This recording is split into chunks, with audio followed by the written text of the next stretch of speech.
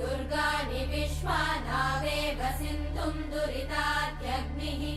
तामग्निवर्णां तपसा ज्वलन्तीं भैरोचनीं कर्मफलेषु जुष्टाम् दुर्गां देवीगुं शरणमहं प्रपद्ये सुतरसि तरसे नमः अग्ने त्वं पारयानव्यो अस्मान् स्वस्तिभिरति दुर्गाणि विश्वा